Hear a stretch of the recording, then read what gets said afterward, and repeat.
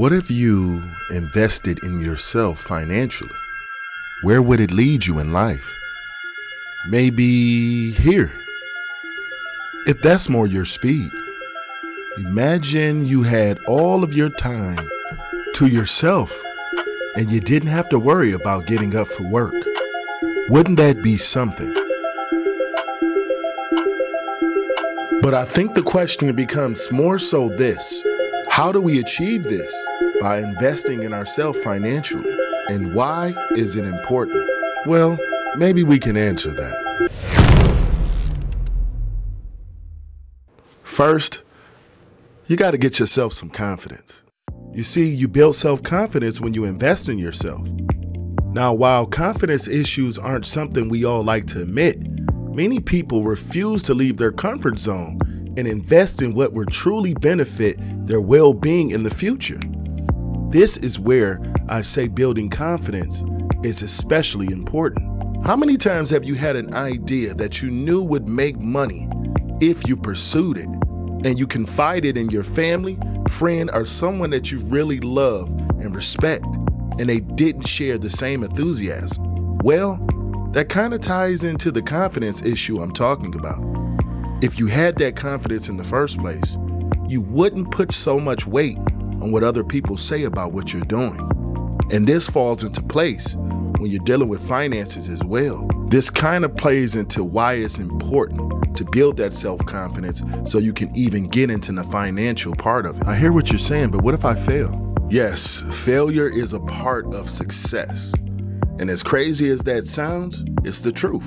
Just ask these guys. Not sure who this guy is? Well, that's a young Bill Gates, who at just 20 years old dropped out of Harvard University. That's Harvard, to start his first business. And guess what? He failed. That business went belly up in a short amount of time. Now imagine had he given up there. Where would we be today? Would there be a Microsoft? Absolutely not. Anyone know this young lady? I thought you said guys. Jesus, is that Oprah? You guessed it, Oprah Winfrey. Before she became the powerhouse we all know and love today, she also had a failing talk show on ABC. But do you think that stopped her? Absolutely not. Here's what she had to say about that. But it's all leading to the same path. There are no wrong paths. There are none. There's no such thing as failure, really, because failure is just that thing trying to move you in another direction. So you get as much from your losses as you do from your victories, because the losses are there to wake you up. So remember, the next time that you invest in yourself financially, that self-confidence is one of the most important factors in that decision.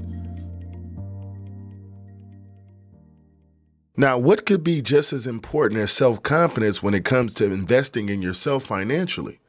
Well, stability. You see, in life, there's a thing called balance. And if you don't have that balance, you're liable to get off track. This is where stability can really shine for us physically and mentally to keep us happy. I mean, what would you do if you woke up and you didn't know what to do with your day? I don't know, you tell me, J-Vo. In fact, let's use an example of what I like to call stability factors that most of us have come by in our life. Okay, so what's something that most of us have done in our lives that created stability for us? Well, one thing that most of us have in common is school. I mean, it's practically one of the first things they teach you in life. You have to wake up, you got to brush your teeth, you got to get ready for school, you got to get your clothes ready, and then you go and meet potentially some of the best friends of your life. So in all those aforementioned things, you develop some type of understanding of what stability is in life. So when you move forward, you have those skills. And that's important when it comes to investing in yourself financially as well. That's why I used it as an example. But it's not the only stability factor that comes into play when you're talking about building someone's character. It could be sports, Cub Scouts, after-school activities, anything that creates that stability that you then take for later in life. And if you don't believe me, just take a minute to look at who you think is the most successful person in your life. Look how much stability they have. And it's okay if you lack self-confidence or stability, but it's about what you do about it now that's going to affect your future. Speaking about the future, I wonder how many of you know what that future actually will look like for you if you're inside of the workforce. I'm good, yo. I got Social Security. My detector test determined that was a lie. Social Security might not be around. Hey! Okay. What about my 401k? Your 401k? That could be touched at any time. We've seen that during the pandemic. So whether or not you decide to put all of your bets in those bread baskets, try thinking and investing in yourself financially first. Then we'll see what type of options we have when we grow older. What kind of options? All kinds. Oh. So let's talk about options. And the options that you open up for yourself through investing in skills and knowledge. Now, what do I mean by that? Let's start with skills. Are a very particular set of skills. Skills I've acquired over a very long career. Skills that make me a nightmare for people like you. So what skills do we need to invest in ourselves financially?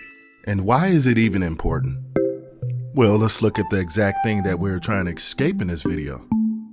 Our jobs. And what do jobs teach you? The skills required to do that job.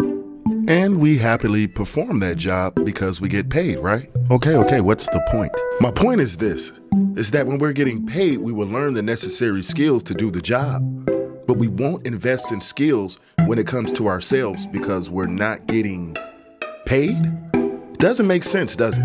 In life, everyone knows that what you do now will affect your future. So why would it change when we're talking about skills? What kind of skills? Nunchuck skills, bow hunting skills, computer hacking skills. Girls only want boyfriends who have great skills. You ain't lying. Let's use an example. Let's take a skill that we could probably learn on our own. How about video editing? I started video editing about 2 years ago to get a hobby to invest back in myself. And wouldn't you know, started a YouTube channel and now I love it. And the knowledge I gained from it is indispensable. Remember, if you like this type of material, to make sure to subscribe and leave a like on the video. And until next time, invest in yourself.